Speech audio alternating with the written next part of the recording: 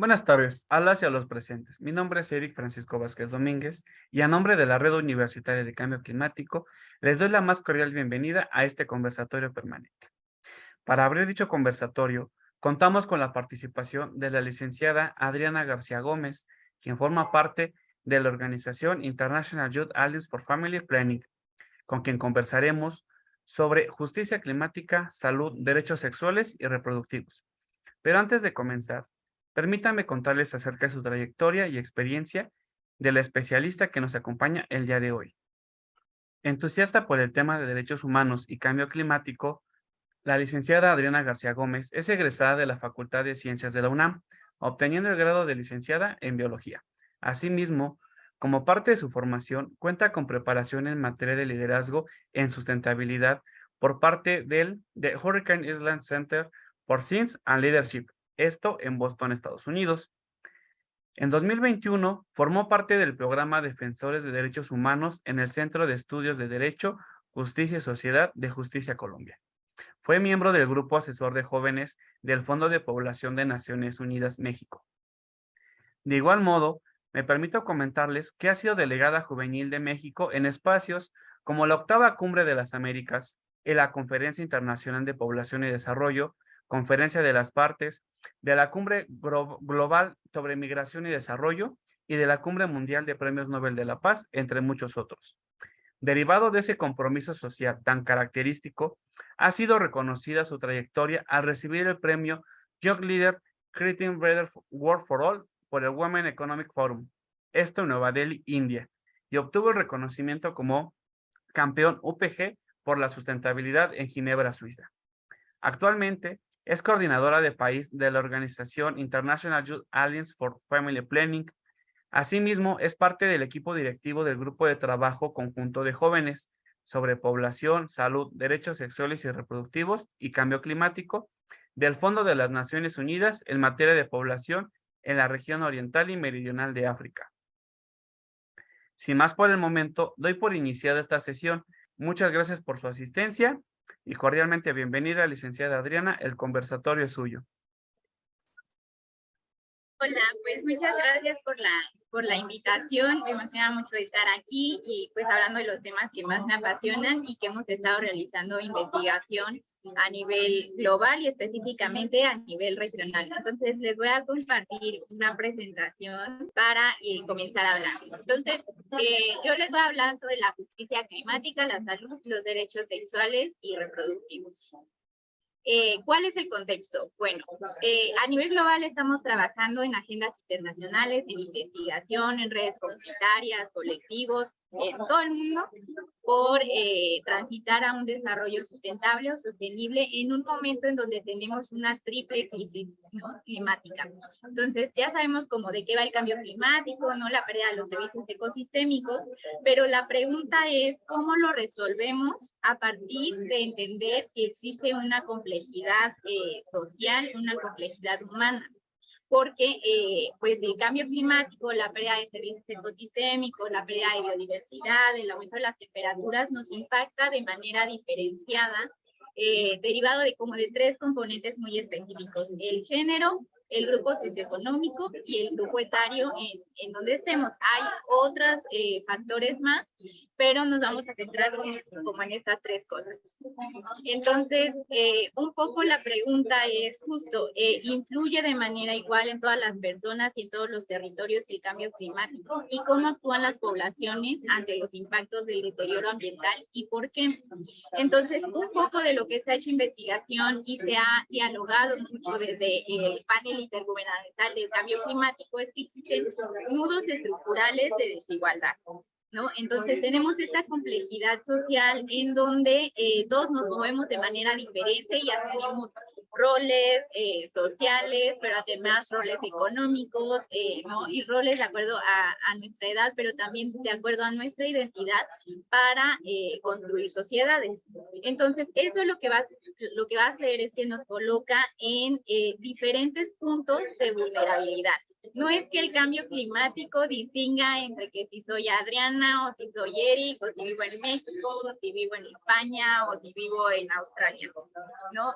Implica entender que hay realidades sociales, ¿no? Y dependiendo del lugar en donde nos encontremos, dependiendo de ese lugar social, vamos a tener pues impactos diferenciados porque no tenemos las mismas herramientas ni las mismas condiciones y vivimos en los mismos ecosistemas y convivimos con las mismas especies y nada es igual, ¿no? Entonces un poco hay que entenderlo desde ahí. Entonces, básicamente lo que nosotros trabajamos es entender, ¿no? Cómo estos nudos estructurales de desigualdad nos ponen en esos puntos vulnerables de acuerdo al cambio climático y nosotros lo analizamos desde una perspectiva de género. ¿Esto qué quiere decir? Vamos a hablar de tres dimensiones. Primero, las dimensiones económicas.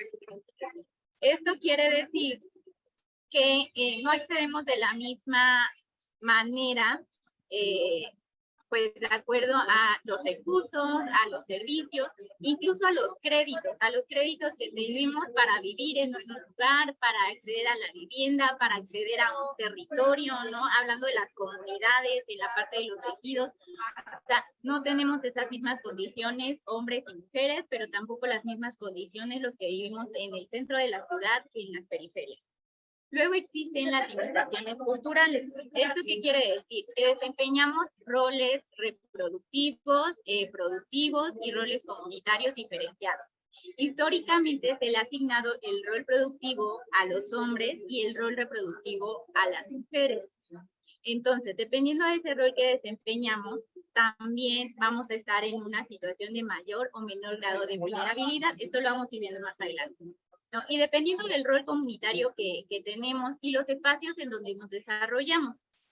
Luego, el siguiente punto es entender que existen brechas de género en la adopción de decisiones sobre el cambio climático. Y esto quiere decir que existen dinámicas de poder.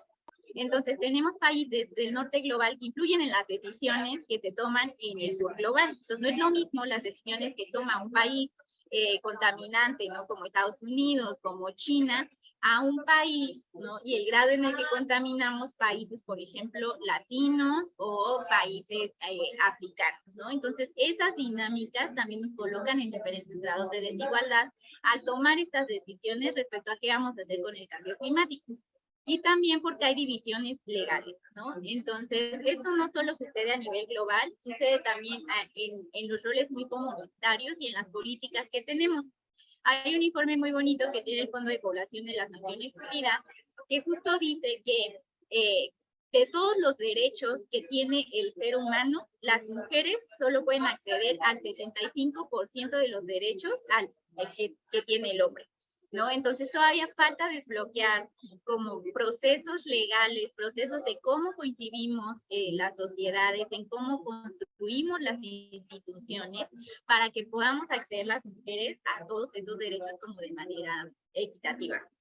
Entonces, lo vamos a hablar desde ahí. Entonces, todas estas cosas nos van poniendo limitaciones para entender cómo enfrentamos y cómo vamos a vivir el cambio climático. Y bueno, lo que les quería contar es que vamos a ver justo y vamos a desarrollarlo en un caso de estudio que hicimos, que es con las contribuciones nacionalmente determinadas. ¿Esto qué es? Son planes nacionales que presentan todos los países a nivel global en un foro en donde se comprometen y dicen cómo van a limitar el calentamiento global, ¿no? Con acciones de mitigación, cómo van a mejorar la adaptación y la resiliencia al cambio climático y cómo van a alinear los flujos financieros, ¿no? O sea, qué presupuesto se le va a destinar a las acciones de mitigación y de adaptación. Y seguramente hemos escuchado en algunos otros espacios que México se compromete a reducir la contaminación del aire con esta política de movilidad, ¿no? O con esta otra política de asignar tanto presupuesto a los servicios de salud. Entonces, un poco va de eso. Y lo que nosotros queríamos entender al revisar estos casos en diferentes países era, cuando se proponen estas acciones de los gobiernos, ¿no? Y estas políticas a nivel nacional, están contemplando que vivimos de manera diferenciada culturalmente, hablamos desde la parte legal, Desde que si yo habito en México o en Puebla o en Quintana Roo o en Yucatán, el que sí entienden que, por ejemplo, para las mujeres es más complicado acceder a los créditos, que, por ejemplo, México tiene un programa en donde da recursos y destina dinero, ¿no?, para acciones en las comunidades en el campo. Todo está perfecto hasta que nos ponemos a analizar en otros términos, ¿no? Por ejemplo, en la migración. Entonces, muchos de los hombres migran a Estados Unidos para tener más recursos, para tener más dinero, y las mujeres se quedan en estas propiedades. Y aunque las mujeres podrían, ¿no?, tener este recurso para implementarlo en el campo, no pueden, porque necesitan un papel en el que diga que ellas son las dueñas de esas tierras, pero ellas no son las dueñas de esas tierras, son los esposos, y los esposos están en Estados Unidos. Entonces no nos hemos puesto a pensar como en todas esas dinámicas que se dan, y entonces dicen, bueno, es que la gente no accede a los recursos. Es como, pues, si yo quisiera, pero no hay los mecanismos legales que justo me permitan, ¿no?, acceder o entiendan estas dinámicas que se dan, ¿no? Entonces, un poco va de eso. Y para seguir avanzando, pues vamos a hablar de qué tiene que ver la salud y los derechos sexuales y reproductivos, que es un componente de muchos tantos. Y lo que sucede es que los derechos de la salud sexual y reproductiva son un derecho humano a la salud, pero como más focalizado. ¿Y eso qué quiere decir? Bueno, que las personas tenemos la libre decisión y la autonomía de decidir sobre nuestro sexo, sobre nuestra reproducción, o sea, queremos o no queremos tener hijos, a qué edad, cuántos hijos, cuánto espaciamiento de estos hijos, pero también tenemos derecho a decidir sobre nuestra orientación sexual, sobre nuestra identidad de género, y todo esto libre de discriminación, coerción y violencia. Algunos de los componentes que están reflejados en los derechos de la salud sexual son la salud materna y neonatal, el acceso a métodos anticonceptivos y la violencia basada en género. Esto es porque, bueno, ya sabemos que hay una violencia muy grande en cuanto a la violación, ¿no? Y a estas prácticas nocivas. Entonces, ¿qué tiene que ver? Bueno, que hay impactos directos, por ejemplo, los impactos de la contaminación del aire hay en la salud.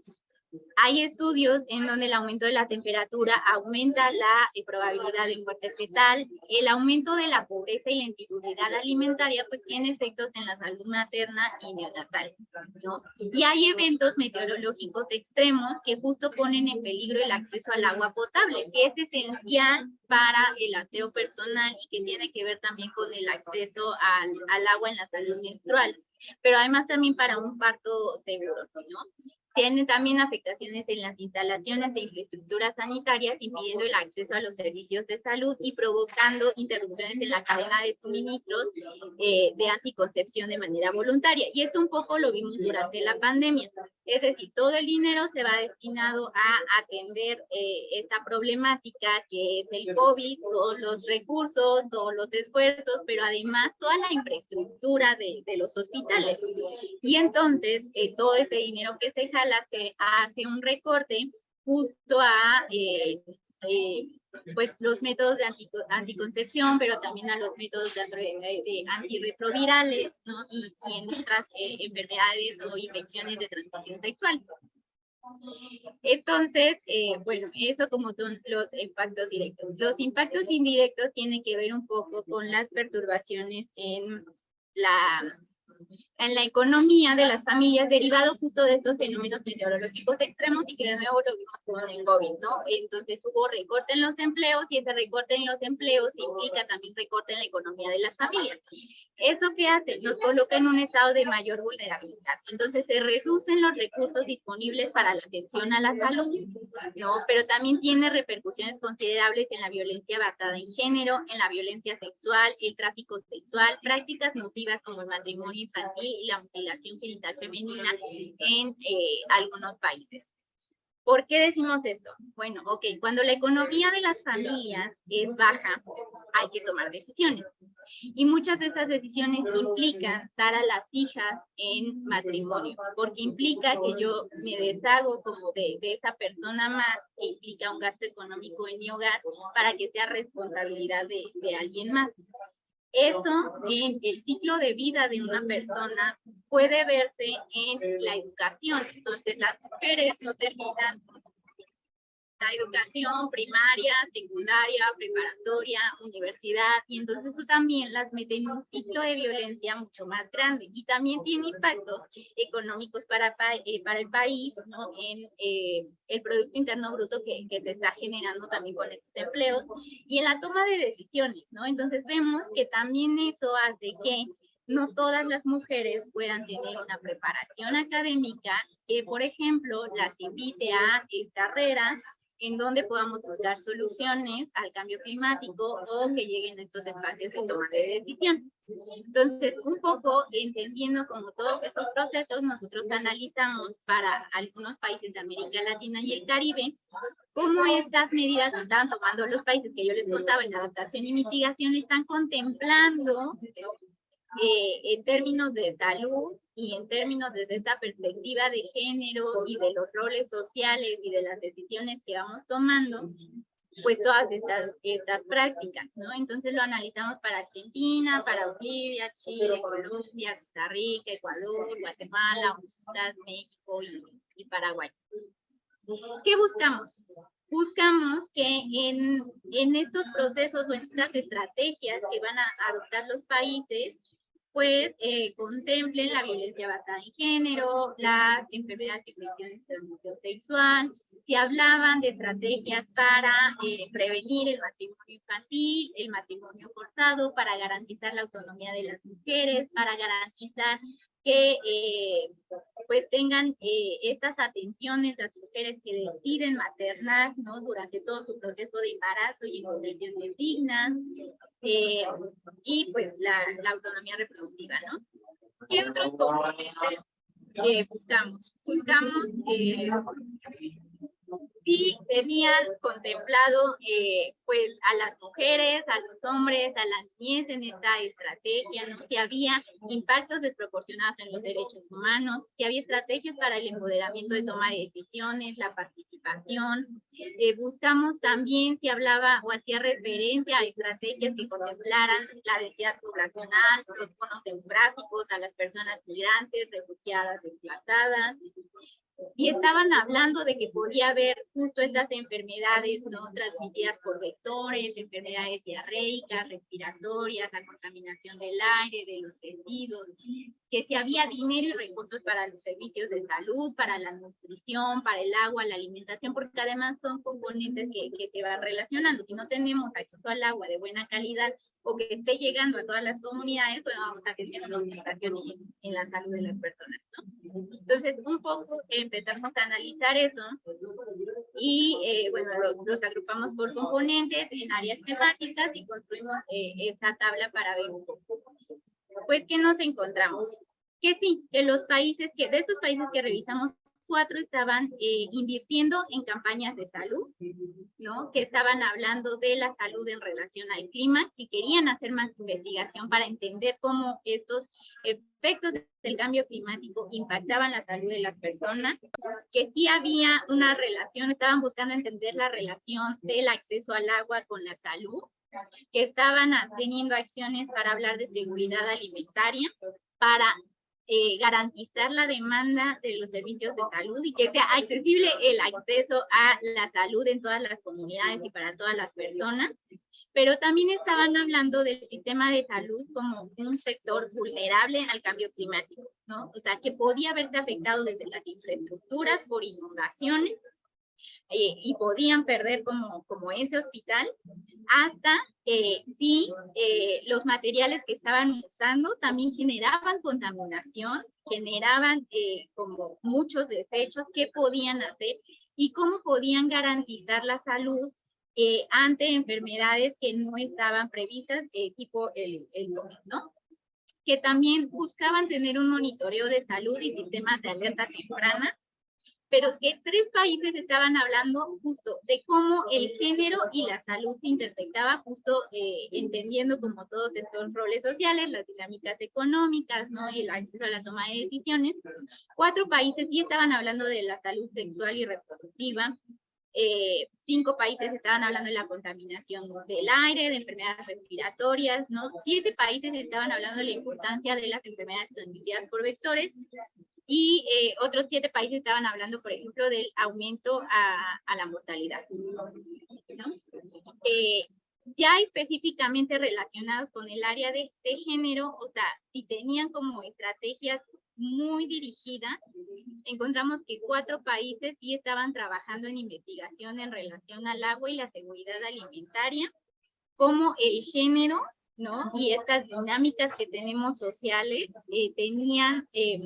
ponían a las personas en una vulneración al hablar de temas de agricultura, que un poco veíamos como de quiénes tienen la propiedad de las tierras, ¿no? Quiénes pueden acceder a estos recursos que dan muchos gobiernos de algunos países para trabajar temas de adaptación al cambio climático, mitigación al cambio climático, pero que no estaban pudiendo acceder las comunidades, o sea, estaban preguntando por qué. Y también en relación con la energía y con la salud.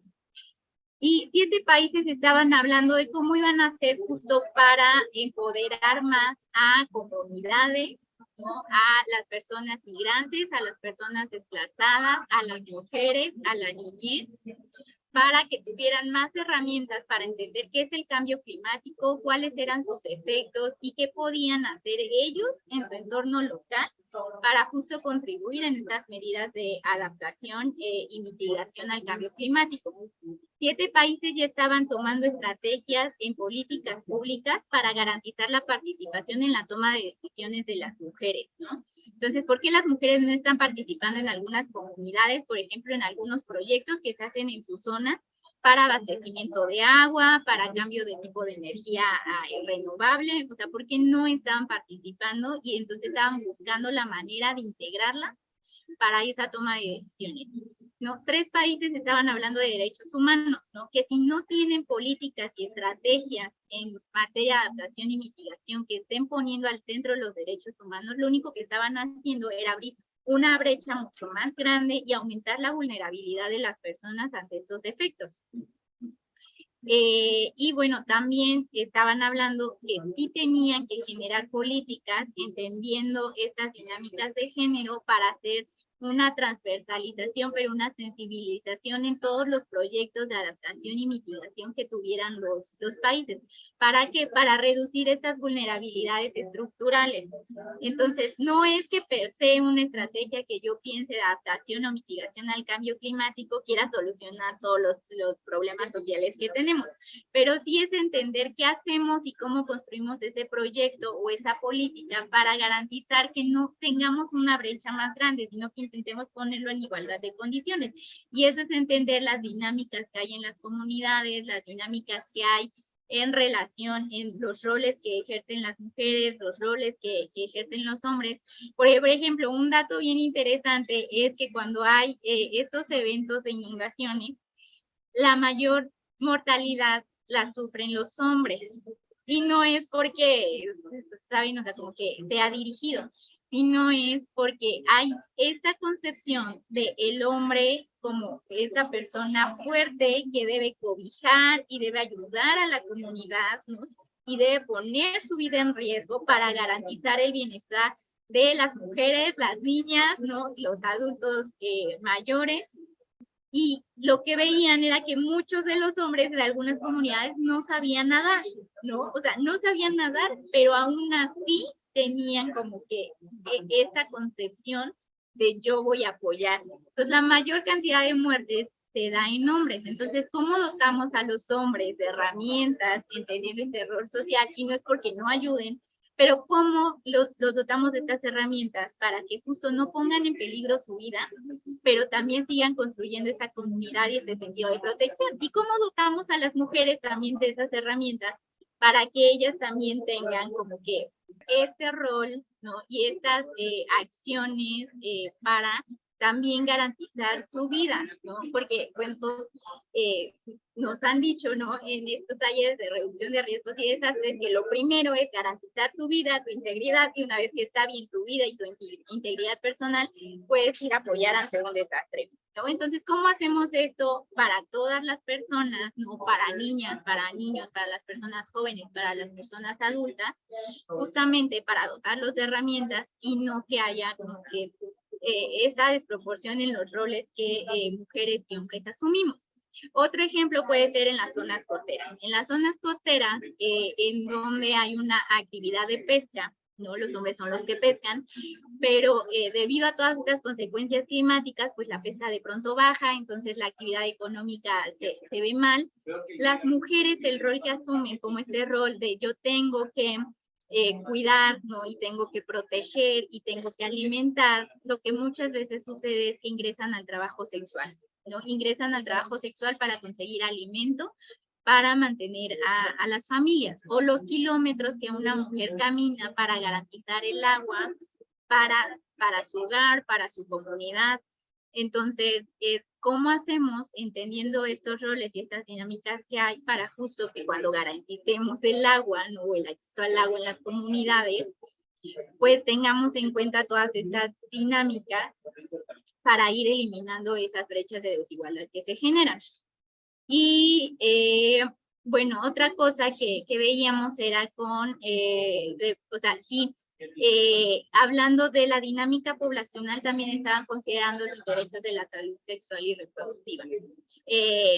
¿Y esto qué quiere decir? Que si entendíamos cómo estaba siendo el crecimiento poblacional o la densidad, la estructura que teníamos, si teníamos una estructura, un bono demográfico de juventudes o de adultos mayores, si teníamos en mayor proporción mujeres que hombres, porque un poco también entendiendo la dinámica poblacional que hay en los países, podemos generar mejores estrategias que atiendan a esas comunidades, ¿no?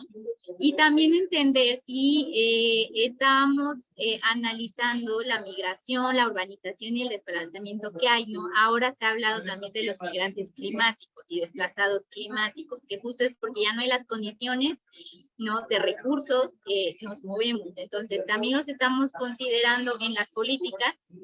Y eso es como que si entendemos esta dinámica poblacional, pues también podemos entender hacia dónde vamos a enfocar nuestras políticas de adaptación al cambio climático, nuestras políticas también de autonomía, de anticoncepción, ¿no? Es un poco.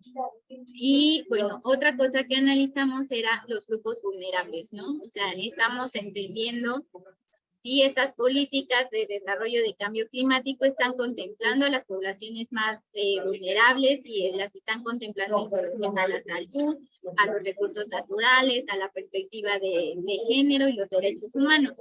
Y entonces vemos que 10 países sí están contemplando a los grupos vulnerables justo para construir este plan estratégico de acciones de adaptación y mitigación al cambio climático, lo cual es algo como que súper importante, porque quiere decir que sí un poco entendemos que hay nudos estructurales de desigualdad y que un poco tenemos que ir enfocando estas políticas de cambio climático a disminuir esas diferencias y no abrir una brecha mucho más grande. Pero poco estamos trabajando en temas con perspectiva de género, ¿no? Y algo que también quería aclarar era que justo la perspectiva de género no es hacer políticas enfocadas a mujeres, porque a veces creemos eso, es como, bueno, van a hablar de las mujeres, van a hablar de las niñas, y entonces ya. No, es entender justo las dinámicas, los roles sociales que hay, o sea, como las 3 características que vimos, ¿no? Y es entender también el rol que juegan los hombres, en qué momentos son más vulnerables, por qué son más vulnerables a estos efectos del cambio climático. ¿Por qué no son tan vulnerables, no? Entonces, ¿cómo los fortalecemos en aquellos efectos a los que van a ser más vulnerables justo para, pues, no tener como más muertes, por ejemplo, de hombres en una inundación, ¿no? Entonces es un poco ir entendiendo eso, o sea, qué papel jugamos de acuerdo a cómo nos identificamos, ¿no? Y a todo el aparato social, cultural que hay para tener estas políticas. Entonces, eso fue un poco de lo que analizamos. Y un poco la conclusión de esta investigación fue que necesitamos tener una ruta. Y esa ruta es primero visibilizar e identificar justo los efectos del cambio climático respecto al género, entender estas dinámicas sociales, cómo nos construimos socialmente y cómo eso nos coloca en una posición de mayor vulnerabilidad. Y entender cómo estos impactos de manera directa o indirecta afectan nuestros derechos, como la salud sexual y reproductiva. Después necesitamos promover el fortalecimiento y la alineación justo del género, los derechos de la salud sexual y reproductiva en estos planes nacionales de adaptación y mitigación al cambio climático y a los planes nacionales de desarrollo, ¿no? Y luego vincular, ¿no? Necesitamos hablar de financiamiento y de inversión en el sector salud justo para identificar todos estos puntos vulnerables para la adaptación y necesitamos tener un enfoque integrado. Y un enfoque integrado es que no podemos seguir hablando solo de cambio climático como con los efectos que va a tener, ¿no? En adaptación y mitigación y de la pérdida de biodiversidad y el aumento de temperatura y decir, necesitamos reducir la temperatura, ¿no? Necesitamos tener planes para no seguir perdiendo biodiversidad.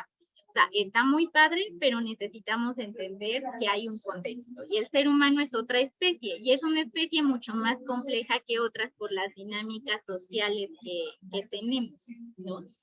Entonces, necesitamos empezar a hablar justo del cambio climático como un punto de justicia social, ¿no? Esto quiere decir, necesitamos que para llegar a ese desarrollo sustentable, eliminemos todas las brechas de desigualdad, no coloquemos a las personas en mayor vulnerabilidad por sobre otra.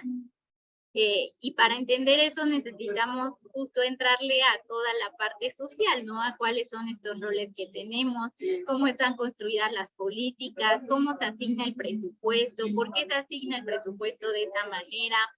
Ese plano, esa estrategia que vamos a tener va a impactar de igual manera a la población de la Ciudad de México que a la de Yucatán. ¿Funciona, no funciona? ¿Por qué? Entonces necesitamos empezar a abordar los procesos de adaptación y mitigación al cambio climático desde ahí, justo para transitar a ese desarrollo sostenible del que tanto nos hablan, ¿no? En donde vamos a tener como que un mejor mundo, pero también vamos a reducir estas brechas de desigualdad. Y pues eso es un poco lo que estamos haciendo, ¿no? En estos grupos de trabajo y cuestionándonos y preguntándonos y cómo la inundación, cómo la inseguridad alimentaria va a afectar, ¿no? A las niñas, por sobre los niños, a los adultos, a los jóvenes, ¿no? A las infancias, o sea, a todos nos va a afectar de manera totalmente diferente y entonces un poco entendiendo eso, pues podemos proponer mejores políticas. Y algo que decimos es que una ética y una política ambiental que busca la sostenibilidad, pero no atiende las reivindicaciones respecto al género, lo único que hace es que mantiene intacta la injusticia social, ¿no? Entonces no estamos haciendo nada para reducir desigualdades, y eso es bien importante ponerlo a la mesa, no solo en la parte local, sino a nivel global, y ese es un poco el trabajo que hemos llevado pues a las negociaciones internacionales, a decir, no nos está afectando igual. Necesitamos hablar de cómo vamos a estructurar el financiamiento, que sea sostenible y que no pongamos parches, ¿no? De destino dinero para la educación, destino dinero para la salud y cada quien está atendiendo lo que quiera. Está bien en cierta parte, pero sí entenderlo como un eje transversal, ¿no? Y cómo justo todos estos efectos del cambio climático afectan la educación, afectan el empleo, afectan la salud, afectan las dinámicas incluso de violencia que hay en los hogares. Entonces necesitamos como empezar a trabajarlo desde ahí. Y pues era un poco lo que les quería compartir, como tener una nueva visión de abordar pues el cambio climático y las políticas que estamos teniendo. Y yo lo dejaría hasta ahí. Pues muchas gracias por la participación, licenciada. En realidad, hablar de justicia ambiental como lo refiere, pues es un tema amplio, interdisciplinario, y que eso no solamente se tiene, pues vámonos a decirlo así, sesgado desde una perspectiva de vamos a reducir la basura, vamos a limpiar nuestro aire y todo eso, sino que es un tema, como lo repito, transversal e interdisciplinario. Entonces, pues aquí lo abordó un tema desde la perspectiva internacional y bueno, hablar de las aportaciones al menos en el ordenamiento mexicano, pues es un tema que se discute desde la Cámara de Diputados, la discusión de los presupuestos y toda esta situación. Bueno, a mí lo que me llama mucho la atención es la situación que hablas del género. Es algo que a lo mejor no se asocia de primera mano. Toda vez que, como lo repito, se sesga la participación. No decimos o no se piensa que por una cuestión de origen étnico, de origen o de clase social, pues va a repercutir. Al final del día todos dicen o se piensa que el cambio climático pues nos afecta a todos. Sí, en realidad es eso. Esa es la única verdad, pero no nos afecta de la misma situación. Y bueno, el tema hablando sobre derechos reproductivos, lo que mencionaba, a mí lo que me llama la atención es de los diversos casos que se ha sabido a nivel nacional en nuestro país relacionado pues a violencia obstétrica para empezar. O sea, diversos hechos lamentables para ciertas o para algunas mujeres en donde pues no sé si por política pública, por así llamarlo, pues se ha dado la ligadura de trompas y pues bueno, ese es un tema, ¿no? Al final del día. También la cuestión de manejar las cuestiones sociales, en donde pues todavía se vive una cuestión de machismo, de misoginia, eso en cuestión de relación hombre-mujer. Esto aunado pues a las diferentes orientaciones, ¿no? La comunidad LGBT, entonces, pues es un poco diferente. Bueno, damos la apertura a las preguntas. Tenemos aquí en el chat de vía Zoom a la participante Ari. Dice, ¿cómo afecta la calidad del aire y el aumento de las temperaturas a hombres y mujeres? Si nos puedes apoyar, licenciada. Ok. Bueno, la calidad del aire en general lo hemos analizado desde las enfermedades respiratorias, ¿no? Que tenemos todas y todo, y justo ya tenemos políticas, ¿no? En el país justamente para atender eso. El problema es cuando, por ejemplo, una mujer está embarazada, que es un poco lo que en México no se ha trabajado, pero en África sí ya tienen más estudios que estas enfermedades respiratorias más muchos otros factores, o sea, tipo la alimentación, tipo el acceso al agua, coloca a la mujer en un punto como de mayor cuidado respecto a su embarazo, ¿no? Entonces tienes que monitorearla más, monitorear un poco cómo va a ser el crecimiento del bebé, cómo va a llevar el embarazo. Entonces, justamente es ahí cuando embona con un poco los derechos sexuales y reproductivos, ¿no? En el aumento de las temperaturas, por ejemplo, en África también hay estudios en donde por cada grado de temperatura que aumente, la probabilidad de mortalidad, ¿no? Del bebé va a ser mayor. Entonces, pues ahí también hay un impacto diferenciado, ¿no? El aumento de temperatura, por ejemplo, para todos los seres humanos, ¿no? O sea, hombres, mujeres, niñez, tiene que ver también con un poco con las enfermedades que podemos tener. Yo creo que la mayor diferencia justo es hablando en temas de embarazo, ¿no? Cuando la mujer está en esas etapas. Entonces, justo empezar a entender estos estudios, y por eso digo que es un tema nuevo. En África lo tienen más trabajado y tienen mayor, o sea, como más artículos que han mapeado y trabajado con los sistemas de salud para un poco ir entendiendo estas diferencias, específicamente en la etapa del embarazo de las mujeres. Y con gusto se los puedo pasar. Eso es como que ya grandes rasgos. Y bueno, respecto a eso, y es que pusieron otra, entonces como rápido, que si las mujeres siguen estando marginadas de la toma de decisiones, sí, Y les voy a decir, a nivel global, por ejemplo, en estas cumbres, ¿no? La conferencia de las partes, que es la mayor de cambio climático, o la conferencia de biodiversidad, que justamente van todos los países a negociar esos temas, las delegaciones son compuestas por hombres. Las mujeres no estamos llegando ahí, aunque se ha visto que las comunidades no tienen un rol más activo en proteger la biodiversidad, ¿no? Hablamos de estas defensoras ambientales. También hay defensores, hombres ambientales, pero las que ejercen como este rol, ¿no? De seguridad alimentaria, acceso al agua, son las mujeres. Pero ya en esos espacios en donde se negocia la política, se negocia el tema de financiamiento, no están las mujeres. ¿Qué podemos hacer? Bueno, lo que podemos hacer es justamente impulsar a las mujeres a que justo tengan pues estos grados y esta formación universitaria, ¿no? Que lleguen a estos lugares de formación académica, que completen esta formación para poder insertarse pues, en las empresas, ¿no? En el sector educativo, en la parte política, para empezar a llegar a estos espacios. Y algo bien padre que pasó justo en la conferencia de las partes del año pasado era que la delegación mexicana estaba compuesta por una mayor proporción de mujeres que de hombres, y eran mujeres jóvenes. Y eso fue porque la Secretaría de Relaciones Exteriores hizo un esfuerzo para becar a mujeres en la etapa universitaria que estaban trabajando temas de cambio climático para ir a negociar. Y fue un proceso de 6 meses de capacitarlas en temas de negociación internacional.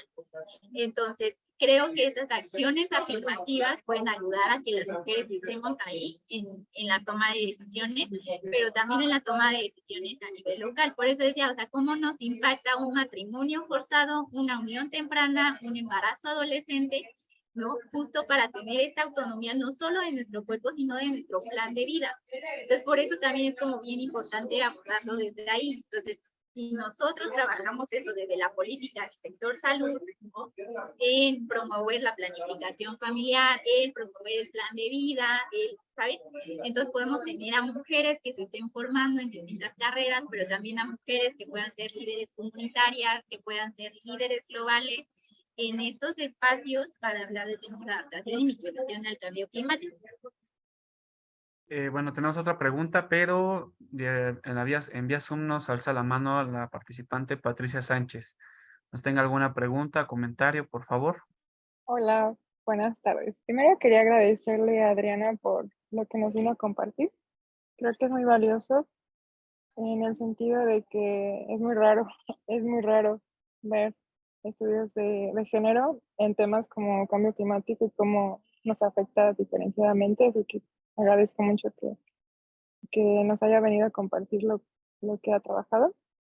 Y en cuanto a la pregunta, pues espero formularla bien porque tengo muchas ideas, pero estaba pensando en preguntarle algo muy un poco, pues sí, institucional, pero a la vez un poquitito disruptivo, pensando en cómo te imaginas la formación de un marco legislativo desde el derecho internacional. Y hay algo que llamamos el derecho, bueno, no se llama así, pero es eso, el derecho de guerra, también conocido como las convenciones de Ginebra, y cómo pensando desde un punto de vista, pues, del análisis social, cómo el cambio climático refleja la guerra que hay, diría Rita Segato, una guerra contra las mujeres. Y desde los ecofeminismos, pues diríamos una guerra contra la vida en general, no solo las mujeres, pero cómo a la modernidad partió el mundo en esta dicotomía de lo natural y lo civilizado, y las mujeres somos más natural que civilizado si pensamos como los hombres son el referente. Bueno, y cómo a partir de un marco posible, bueno, tú que has estado más involucrado en esta cuestión de la cooperación internacional, o cómo podríamos al menos, pues quizás vislumbrar, porque pues una cosa es proponerlo y otra cosa que nos hagan caso los gobiernos, que no pasa muy seguido, pero estaba pensando en esta cuestión de la reducción de la deuda, o cómo incluso hay organismos que incluso piden la cancelación de las deudas, en este sentido como anticolonial, antiimperialista. Pero bueno, mi pregunta, a ver si no la formulé tan mal, pero básicamente me refería si podrías tú, mm, ¿cómo lo ves? Si ese podría ser como una especie de mecanismo para que ese marco legislativo pueda llevarse a cabo. La cuestión del apoyo económico que ahora vemos con esto de las, ¿cómo le llaman? Los fondos de reparación, creo que algo así. Entonces, bueno, esa es mi pregunta. ¿Cómo te lo imaginas? Y si conoces algunas propuestas que hablan de estos temas para también pues, conocerlos. Pues, sí. Gracias. Ay, qué interesante.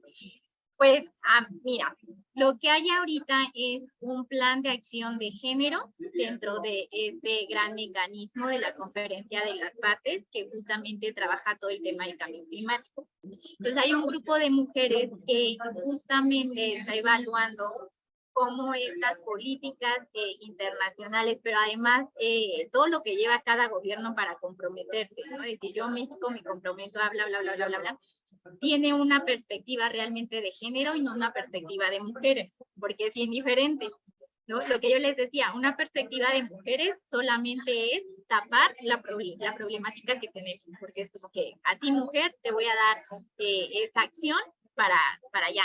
Eso no significa que esté reduciendo la desigualdad, ¿no? O que esté cambiando esa política que nos colocó en ese punto. Entonces, lo que mucho ha pedido este grupo es que todo sea evaluado desde la perspectiva de género. ¿Cómo vas a reducir estas brechas? Desde cambiar tus políticas, desde cambiar el cómo la construyes a nivel local. Entonces, un poco eso es lo que se ha estado haciendo y se está monitoreando. Ya hay más espacios de cambio climático, incluso en la conferencia de biodiversidad, hay más grupos que están justo llevando estudios y haciendo este análisis como desde el género, pero también desde la raza y desde muchas, desde la edad, ¿no? Hay impactos diferenciados y lo tienen bien documentado, ¿no? Justamente hacer visible todo eso ha ayudado a que las negociaciones pues cambien un poquito el sentido y ahora se enfoquen en cómo no solo tapo el problema, sino cómo voy a eliminar ese problema desde lo que yo estoy proponiendo. En el tema de la cancelación de la deuda, ese fue un tema muy fuerte la conferencia pasada, porque justamente, o sea, había una coalición de países que estaban pidiendo la cancelación de la deuda, justamente para que ese dinero fuera enfocado en cada país a acciones de adaptación al cambio climático, que es un poco lo que se necesita. El problema fue que nos dijeron que eso no se solicitaba ahí, que al final mucha parte de la negociación económica se da en las reuniones que tiene el Banco Mundial. Lo que es bien interesante porque a las reuniones del Banco Mundial no están llegando organizaciones de la sociedad civil, todavía son reuniones como muy cerradas en donde no podemos influir ahí. Entonces, ¿qué hay ahorita? Hay un grupo, el GFLAC, que está haciendo investigación en finanzas sostenibles. Y entonces está haciendo una evaluación para cada país de cómo está usando el dinero de adaptación y mitigación al cambio climático, a dónde se está yendo y si tiene este enfoque de justicia social, ¿no?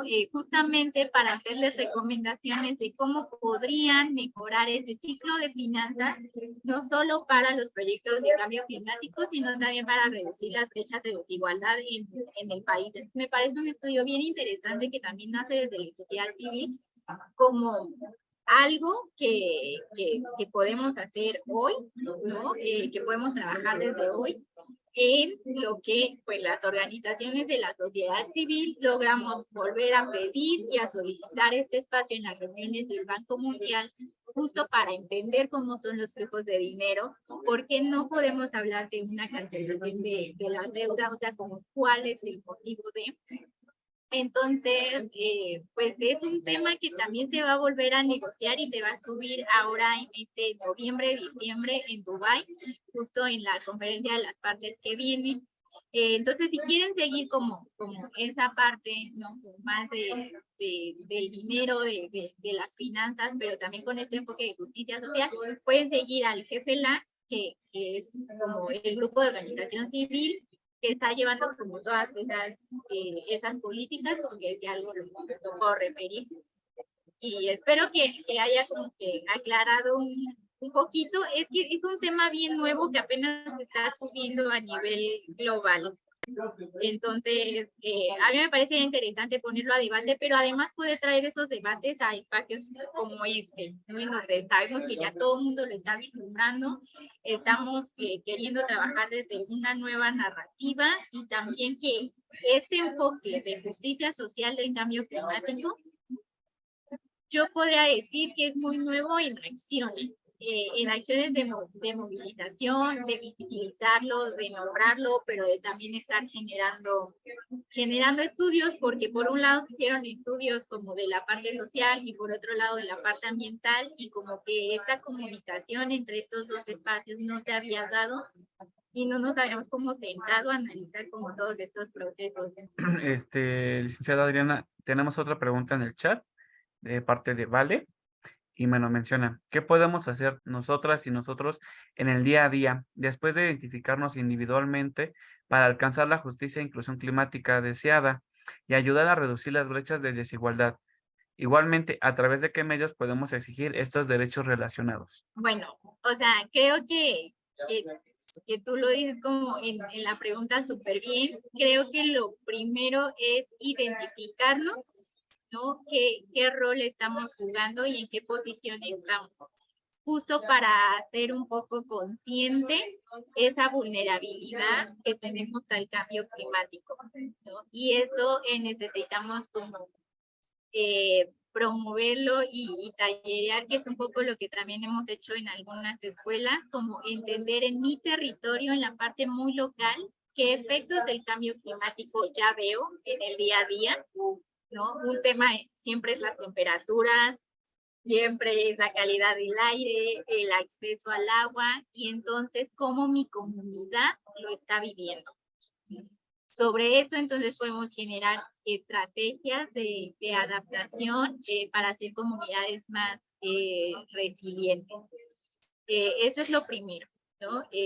Como a nivel muy local y muy territorial, lo que pienso que pueden hacer como en los niveles educativos es justo decir esto, o sea, los impactos del cambio climático son diferenciados, porque la lectura que siempre nos han dado, y yo no sé si ustedes lo recuerdan, pero de niños siempre era como esta cosa de todos somos responsables del cambio climático. Entonces, a todos nos han hecho responsables del cambio climático, y es sí, pero también es diferente. No es lo mismo lo que contaminamos nosotros a lo que contamina una empresa, no es lo mismo lo que contamina México a lo que contamina China. Entonces, todos tenemos responsabilidad, pero son responsabilidades diferenciadas. Entonces, ese discurso siempre ha estado, pero poco hemos hablado de cómo los impactos también van a ser diferenciados, porque la lectura es a todos nos va a afectar. Sí, pero ¿en qué manera a cada país, a cada comunidad, incluso a cada persona? Entonces, creo que ahora tenemos que poner ese discurso en la mesa justo para buscar soluciones que sean las adecuadas para reducir esa vulnerabilidad en la que estamos. ¿Y a través de qué medios podemos exigir pues estos derechos?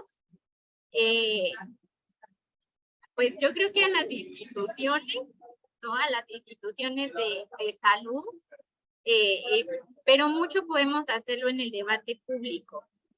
El debate público nos ayuda justo a ir tomando una conciencia colectiva y también nos ayuda justo a ir encontrando ya a organismos o colectivos o instituciones que están poniendo sobre la mesa estos derechos. O sea, por ejemplo, pienso ahorita Amnistía Internacional. Amnistía Internacional es esta organización de derechos humanos que también está poniendo en debate ahorita cómo los efectos del cambio climático vulneran los derechos humanos, y es una organización que también hace estas peticiones, y también está ahí como con los gobiernos locales, con los gobiernos estatales, haciendo un montón de incidencia para que lo contemplen.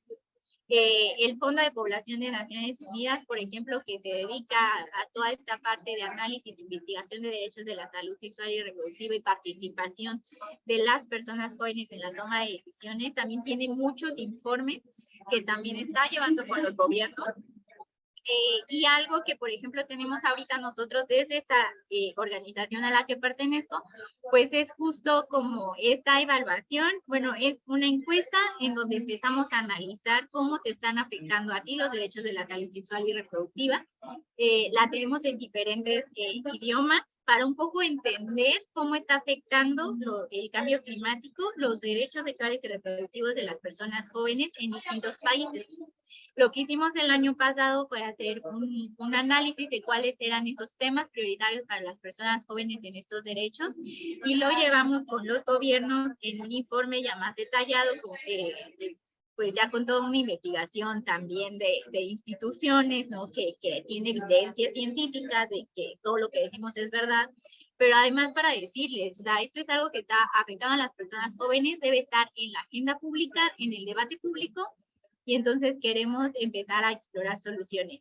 Y entonces lo que vamos a hacer este año, ahora en octubre, justo es, por ejemplo, el Consejo Nórdico abrió un espacio para sentarnos a dialogar con ellos, ¿no? Con estas respuestas de las personas jóvenes, para intentar atenderlo en una política pública. O sea, cómo estas preocupaciones, todo esto que nos está afectando en estos derechos, puede verse reflejado en una política pública de salud, ¿no? Y entonces creo que también ese es el camino para hacer exigibles los derechos.